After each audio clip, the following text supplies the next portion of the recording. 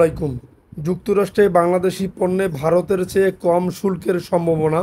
বিস্তারিত জানতে সম্পূর্ণ ভিডিওটি মনোযোগ সহকারে দেখুন, কেননা এটি একটি গুরুত্বপূর্ণ নিউজ হতে যাচ্ছে বাংলাদেশের জন্য। যুক্তরাষ্ট্রের সঙ্গে বাণিজ্য আলোচনায় বাংলাদেশের অবস্থান ইতিবাচকভাবে বিবেচিত হচ্ছে বলে জানিয়েছে কূটনৈতিক সূত্র। ওয়াশিংটনে চলমান আলোচনার দ্বিতীয় দিনে বাংলাদেশি কর্মকর্তারা মার্কিন প্রতিনিধিদের কাছে 10 থেকে 20% হারে শুল্ক নির্ধারণের প্রস্তাব দিয়েছেন। যদিও এখনও চূড়ান্ত সিদ্ধান্ত আসেনি, তবে 35% শুল্ক কমানোর বিষয়ে স্পষ্ট ইতিবাচক ইঙ্গিত মিলেছে বলে জানা গেছে। বৃহস্পতিবার 31শে জুলাই যুক্তরাষ্ট্রের রাজধানী ওয়াশিংটন ডিসিতে বাংলাদেশ যুক্তরাষ্ট্র শুল্ক আলোচনার দ্বিতীয় ধাপ অনুষ্ঠিত হয়।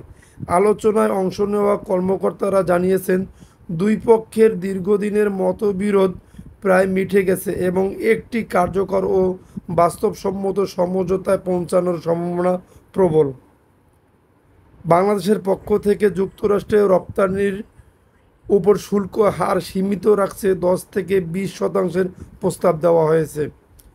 এই পরিসর নির্ধারণের পেছনে আন্তর্জাতিক উদাহরণ হিসাবে উল্লেখ করা হয়েছে ভিয়েতনাম 20%, ইন্দোনেশিয়া ও ফিলিপাইন 19%, জাপান ও ইউরোপীয় ইউনিয়ন 15% এবং যুক্তরাজ্য 10% হারে যুক্তরাষ্ট্রের সঙ্গে বাণিজ্য সমঝোতায় পৌঁছেছে। বাংলাদেশ প্রতিনিধি দলের সদস্যরা মনে করেছেন, যুক্তরাষ্ট্র পাল্টা শুল্ক কমানোর বিষয়ে শুধু ইতিবাচক মনোভাবই দেখায়নি, বরং এটি বাস্তবায়িত হলে তা হবে সন্তোষজনক মাত্রায়। আলোচনায় যুক্ত এক কর্মকর্তার নাম প্রকাশ না করার শর্তে বলেন, যেখানে দ্বিতীয় ধাপের আলোচনা শেষ হয়েছিল অনিশ্চয়তার মধ্যে, সেখানে চূড়ান্ত ধাপে একটি স্পষ্ট ইতিবাচক বার্তা মিলেছে। বাংলাদেশের অবস্থান গুরুত্ব পেয়েছে।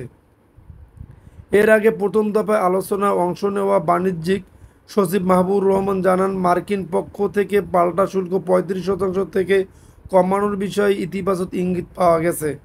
তিনি আশা প্রকাশ করেন, ভারতের তুলনায় বাংলাদেশের ওপর কম শুল্ক আরোপ করা হবে। বাংলাদেশ এই আলোচনার আগে ভারসাম্য রক্ষায় নানা উদ্যোগ নেয়। এর মধ্যে রয়েছে যুক্তরাষ্ট্র থেকে 25টি বোয়িং উড়োজাহাজ কেনার অর্ডার, 7 লাখ টন গম, এলএনজি, তুলা, ওষুধ, মূলধনী যন্ত্রপাতি, রাসায়নিক কাঁচামাল এবং কৃষি পণ্য আমদানির প্রতিশ্রুতি। গত সোমবার 5 সদস্যের একটি প্রতিনিধি দল যুক্তরাষ্ট্রে রওনা দেয় এই আলোচনার জন্য।